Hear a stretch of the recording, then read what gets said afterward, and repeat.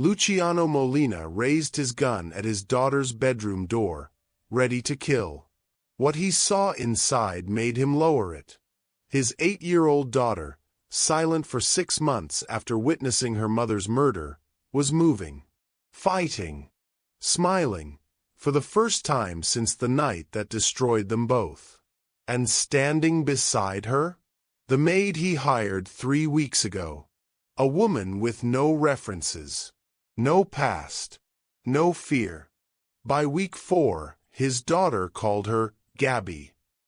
By week 5, a rival cartel put crosshairs on her head. By week 6, Luciano realized the truth. This woman wasn't running from danger.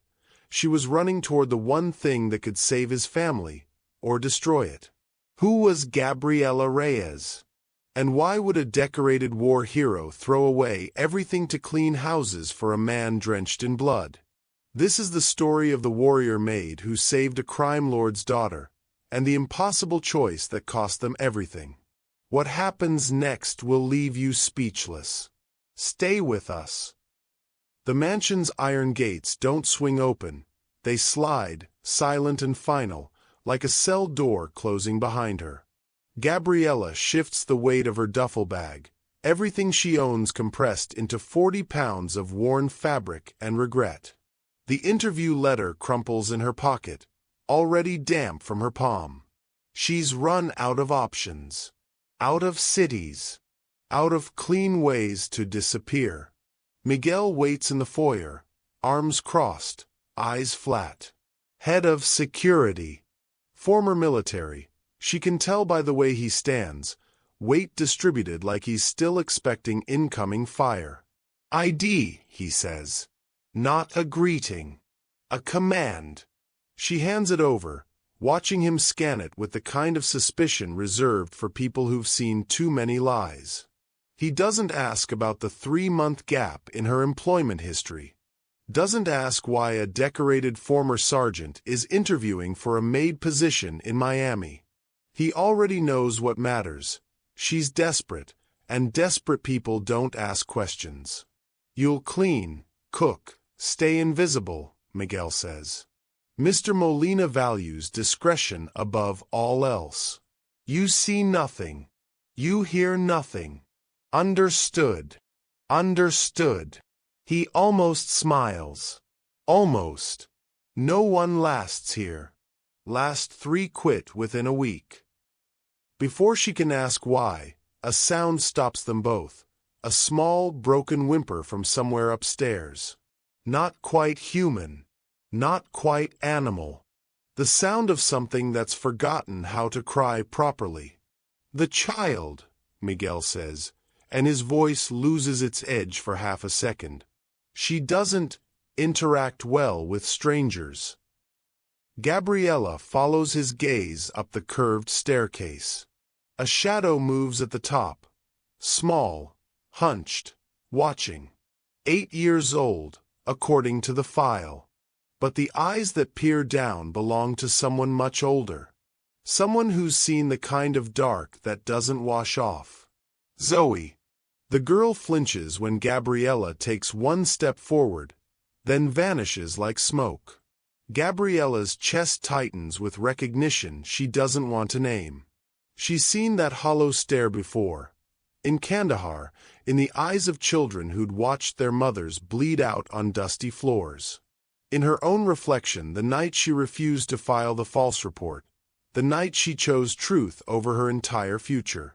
You're hired, Miguel says, and it sounds more like a warning than congratulations. Start immediately. Your room's in the East Wing. Stay away from Mr. Molina's office. And whatever you do, he pauses, measuring her with those dead eyes. Don't get attached. But as Gabriela climbs the stairs toward her new room, she can still feel Zoe's gaze burning into her back. Some attachments, she thinks, aren't choices. They're debts you didn't know you owed. Gabriela learns the mansion's rhythms like a soldier learns terrain. What creaks, what's silent, where shadows fall when danger approaches. She learns that Zoe hides in the library closet when cars pull up the drive. That the girl won't touch food unless it's cut into perfect squares. That she sleeps, if you can call it that, with every light in her room blazing, door cracked exactly 3 inches, as if measuring the distance between safety and suffocation. Luciano is a ghost in his own home. He arrives after midnight, leaves before dawn, communicates through Miguel in clipped sentences that sound more like tactical commands than conversations with staff. The few times Gabriela sees him, he moves through rooms like he's searching for something he's already certain he's lost. He never goes to his daughter's room. On her 9th night, Gabriela wakes to screaming. Not the startled kind, the trapped kind, the sound of someone reliving the moment their world caught fire. She's down the hallway before her brain catches up to her legs, before she remembers Miguel's warning about boundaries and distance and not getting attached. Zoe thrashes in tangled sheets, small fists beating against invisible attackers. Mommy, mommy, no. Gabriela doesn't think. She sits on the edge of the bed, doesn't touch, just breathes, loud enough to be heard over the nightmare. 4 counts in. Hold. 6 counts out. Her grandmother's voice echoes across decades. Warriors don't fight fear, Mija. They breathe through it. Slowly, impossibly, Zoe's screams soften to whimpers. Her eyes crack open, wild, disoriented, searching for the threat. You're safe, Gabriela whispers. I'm here. Just breathe with me. Zoe doesn't speak, but her chest begins to rise and fall in rhythm with Gabriela's breathing. 4 in. Hold. 6 out. They sit like that until dawn bleeds through the curtains. The next morning, Gabriela begins teaching Zoe movements disguised as games. Stretches that look like reaching for stars. Defensive stances hidden in silly poses with animal names. Nothing that looks like combat. Everything that builds the muscle memory of control. Zoe doesn't smile, doesn't speak, but she shows up. Every day, she shows up. What Gabriela doesn't know. Luciano watches from his office, security feeds cycling through camera angles of the garden where his daughter moves with something that might, eventually, become Grace. Where the maid he hired to stay invisible has somehow made his ghost of a daughter solid again. Miguel enters without knocking, drops a file on the desk. Background check came through. Gabriela Reyes. Army Sergeant. Honorable discharge. Technically. Reality is Messier. Please hit subscribe and turn on the notification bell, so you never miss our channel's new videos. It is quick, free, and the best way to support us in bringing you more dramatic stories. Your support means the world to us. Where are you watching from? Drop your city or country in the comments below. Thank you very much. Now, let us return to our main character. Luciano doesn't look up from the screen where Zoe is learning to stand, like she takes up space in the world. How messy! She refused to falsify a civilian casualty report in Afghanistan. Lost her career protecting people who couldn't protect themselves. For the first time in 6 months, something shifts in Luciano's chest. Not quite hope, but close enough to be dangerous. Week 3 arrives with words. Gabby says I'm a warrior. Luciano's coffee cup stops halfway to his mouth. He's standing in the kitchen doorway, his own kitchen, where he hasn't eaten breakfast in a year, and his daughter is speaking. Actual words. Strung together in a sentence that carries something he'd forgotten existed. Pride. Zoe doesn't look at him when she says it. She's focused on Gabriela, who's teaching her to crack eggs one-handed, laughing when yolk runs through small fingers.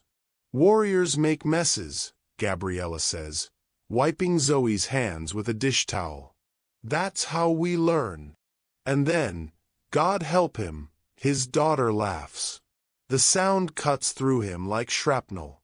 That evening, Luciano finds Gabriela in the garden, coiling the hose after watering the herbs Zoe insisted they plant. Security lights cast long shadows. She doesn't startle when he approaches, doesn't defer or look away. Who are you really? The question comes out harder than he intends. She meets his gaze without flinching. Your file already told you who I am. Files don't explain why a decorated sergeant throws away her career to clean houses for men like me. Men like you.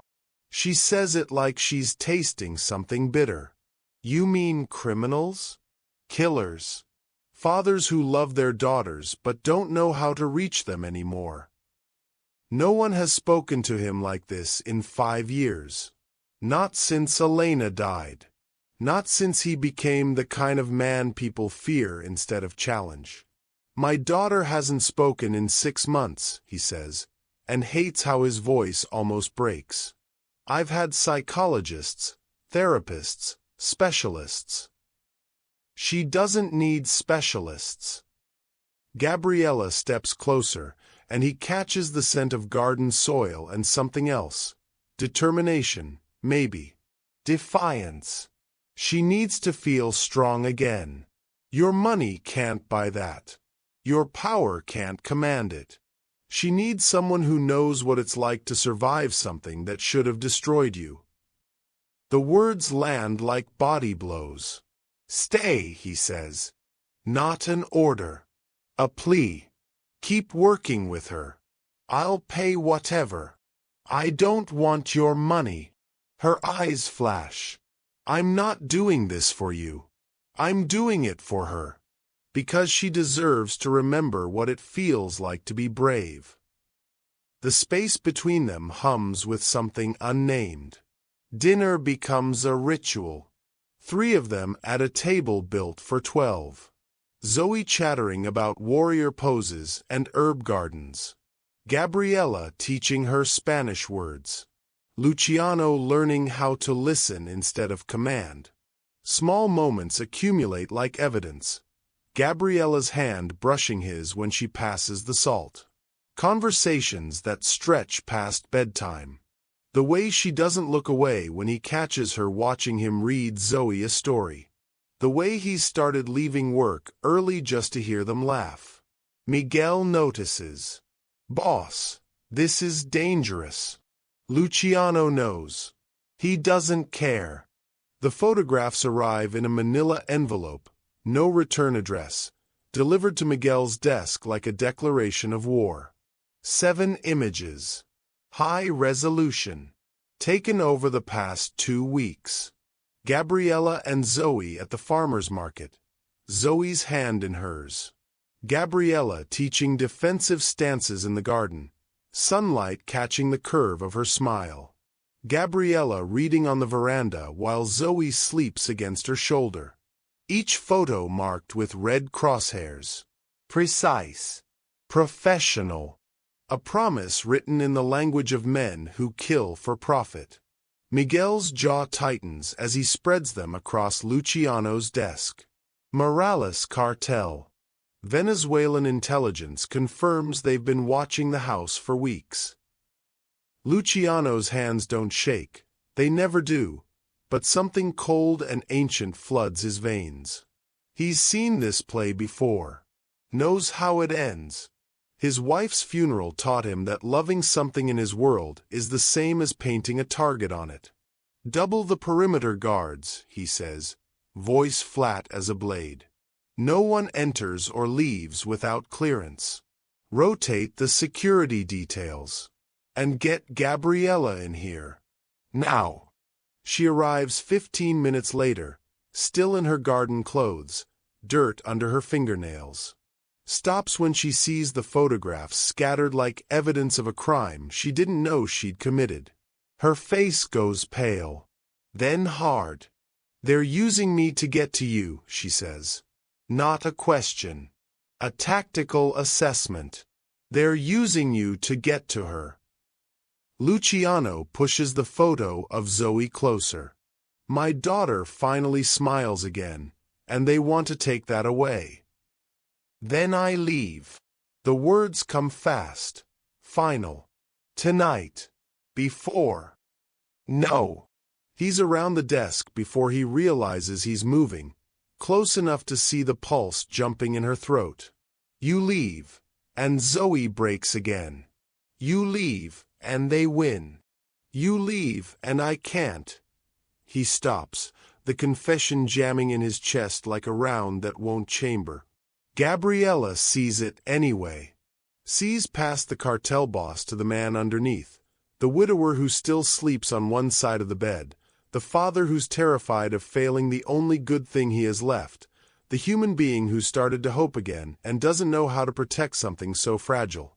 Luciano, she whispers, and it's the first time she's said his name without armor around it. The space between them collapses to inches. His hand rises to her face, thumb tracing her cheekbone. Her breath catches. His heart, the one he thought died with Elena, pounds like it's trying to restart. I can't lose anyone else, he says. Raw. Honest. Defenseless. You won't, she promises, and doesn't know if she's lying. The kiss almost happens. Their lips a breath apart. Everything suspended in that impossible moment where fear and want become the same thing. Miguel's voice cuts through the door. Boss, we've got movement on the south perimeter. Multiple vehicles. They're coming. Gabriela steps back, decision already written in her eyes. By dawn, she's gone. The goodbye letter she leaves has only 5 words. I'm sorry. Protect our girl. The hour breaks him more than the goodbye. The letter sits on Luciano's desk like a detonation waiting to happen. 5 words. I'm sorry. Protect our girl. He reads it 17 times before his hands start to shake. Before the reality detonates, she's gone. The woman who taught his daughter to breathe again, who made him remember what it felt like to be human instead of a weapon. Gone into the night like she was never real at all. Zoe finds the letter before he can hide it. Her scream shatters every window of composure he's rebuilt over 6 months. She collapses in the hallway, small body racked with sobs that sound like they're tearing her apart from the inside. Gabby, where's Gabby? You promised no one else would leave. And Luciano understands, with brutal clarity, that he's failed her again. 24 hours. That's how long it takes his network to locate Gabriela. Bus station outside Tallahassee. Ticket to nowhere purchased with her last $70. He's 10 minutes from the station when Miguel's voice crackles through the phone. Boss, we've got a problem. The security footage shows it all. 3 vehicles. 8 men. Professional extraction in broad daylight. Gabriela fighting. God, she fights like the warrior she is, but numbers win. They throw her in a van. Gone in 45 seconds. The ransom demand arrives before he reaches the mansion. Warehouse address, midnight. Come alone or she dies screaming. Miguel spreads tactical maps across the war room table. It's a kill box. You go in there, you don't come out. Let me take a team. No. Luciano pulls Gabriela's military file, studies it like scripture. Her Afghanistan operations. Her tactical innovations. The strategies that made her legendary before she sacrificed everything for truth. He sees it then, the pattern, the way she thinks, the way she'd escape if given half a chance. You're risking everything for a maid? Miguel's voice carries something between disbelief and concern. Luciano looks up, and for the first time in 5 years, there's no calculation in his eyes. Just raw, terrifying honesty. She's not a maid. She never was. He goes alone. But not the way they expect. Gabriela's own tactical manual becomes his Bible. Smoke and mirrors. Distraction and precision. The kind of surgical strike that doesn't announce itself until it's already won. The Morales family thinks they're hunting a desperate man. They have no idea they're facing someone who's finally found something worth dying for. And in Luciano's experience, men with nothing to lose are dangerous. Men with everything to save are unstoppable. The warehouse reeks of rust and old blood, the kind of place where screams go to die unheard. Gabriela sits bound to a metal chair, face swollen, lips split, but her eyes burn with the same defiance that cost her everything in Afghanistan. They've been asking questions for 6 hours. She's given them nothing but silence and broken knuckles from headbutting the one who got too close. She won't break for men like these. She's already been broken by choosing principle over survival once. It doesn't take the second time. The Morales lieutenant checks his watch. Midnight. Your lover should be arriving soon. We'll make you watch him die first. Gabriela smiles through blood-stained teeth. You don't know him at all. The explosion comes from the east wall, exactly where they're not watching. Smoke floods the warehouse in seconds, thick and chemical, turning the space into chaos. Gunfire erupts, wild and panicked. The Morales men fire at shadows, at each other, at nothing. Luciano moves through the smoke like a ghost given purpose.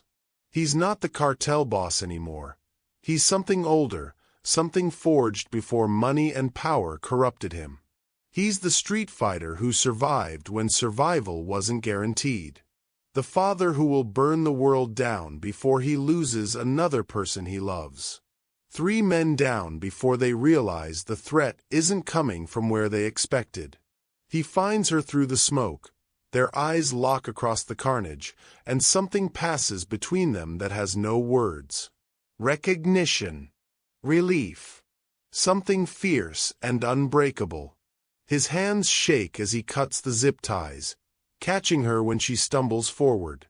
I thought I lost you, he breathes against her hair.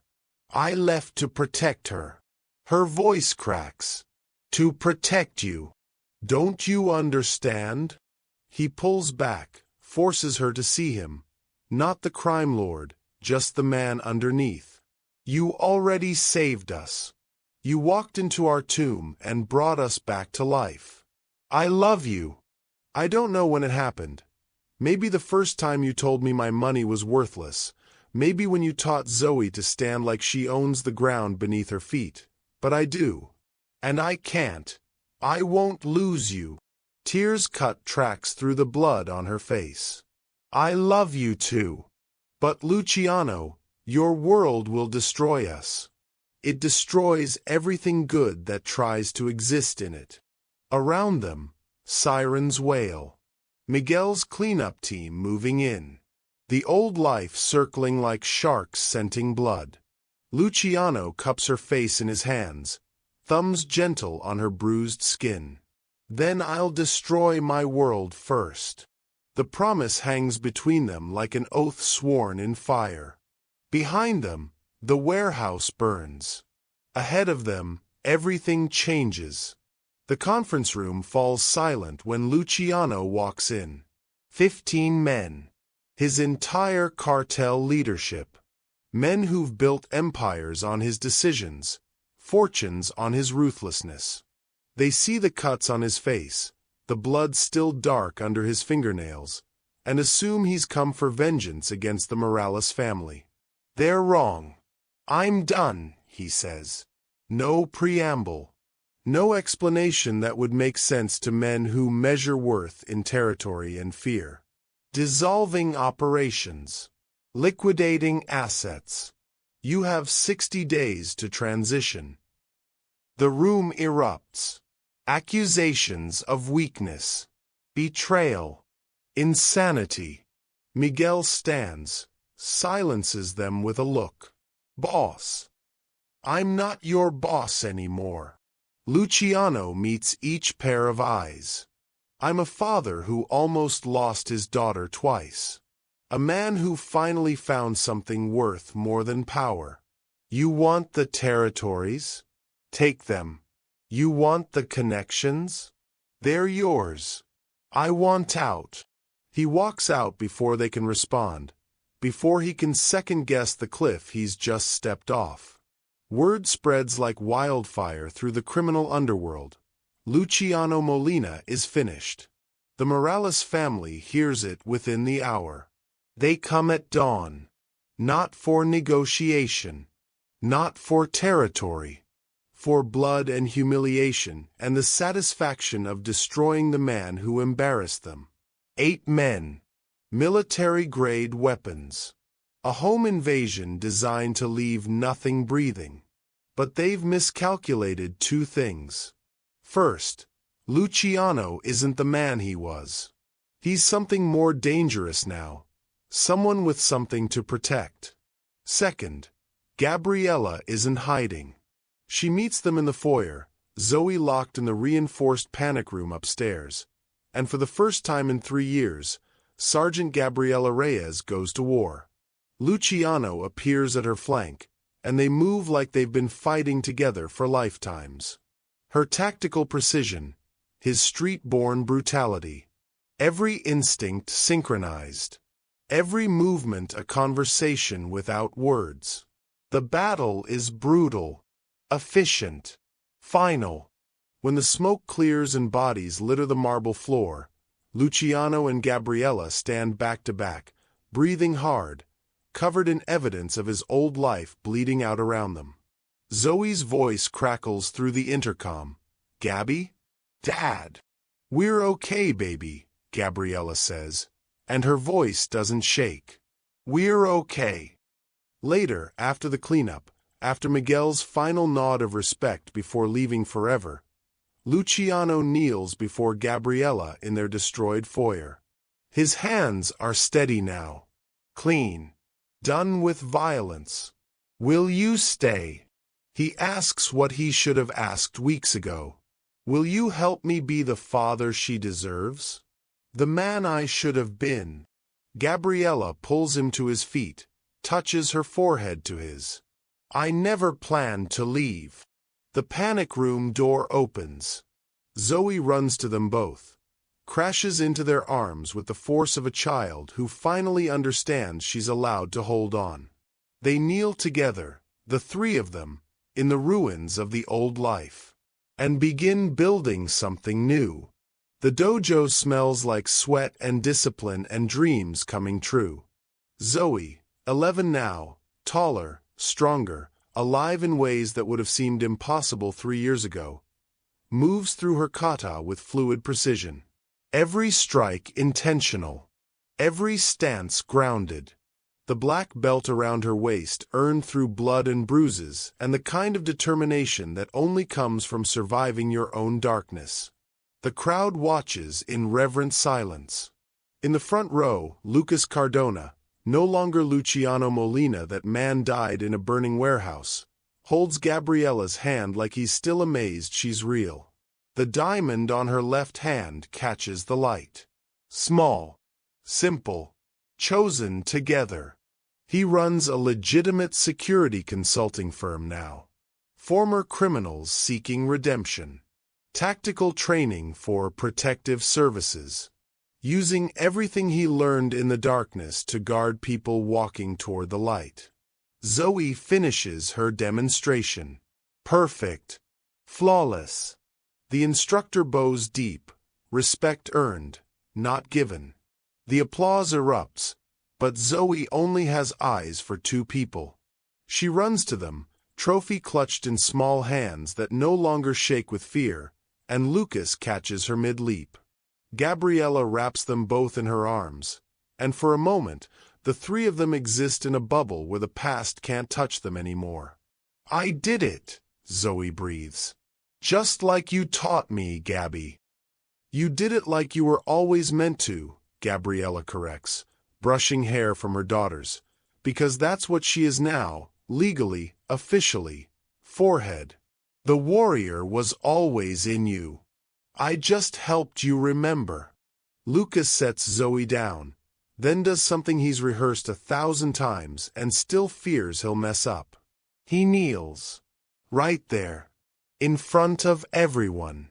Gabriela Reyes, he says, and his voice cracks on her name the way it always does when emotion overwhelms calculation. You saved us both. You walked into our darkness and refused to let it keep us. Let me spend forever showing you what that means. Marry me. Not because I'm asking for the first time. I know I asked 2 years ago, but because every day with you makes me want to ask again. The ring box opens. New ring. Better one. Earned through honest work. Gabriela pulls him up, kisses him in front of God and strangers and their daughter who cheers loud enough to shake the rafters. Yes, she says. Always yes. That evening, in their modest home, no mansion, no guards, just 3 bedrooms and a garden where Zoe grows herbs for her warrior potions, they gather for dinner. Normal. Safe. Beautifully. Impossibly ordinary. Gabriela waits until Zoe finishes her story about her next tournament, until Lucas refills water glasses, until the moment feels right. I'm pregnant. The words land like a benediction. Zoe screams. Pure joy, the kind that only comes from a heart that's learned it's allowed to be full. I'm going to be a big sister.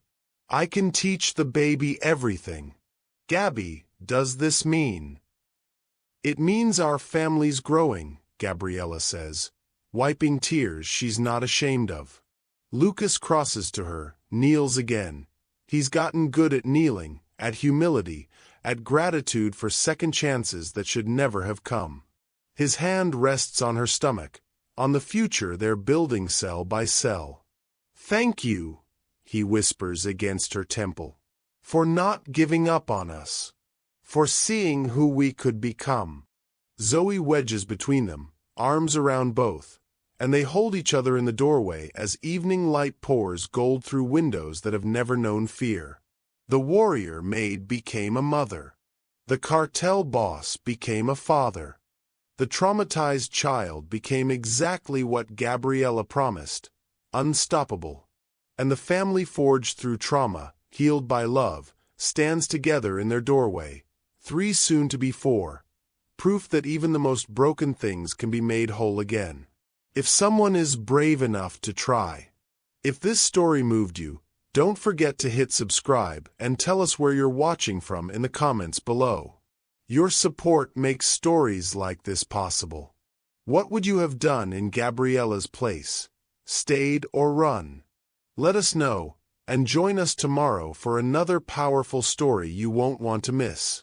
Sometimes the greatest strength isn't in fighting. It's in choosing to stay when every instinct tells you to leave.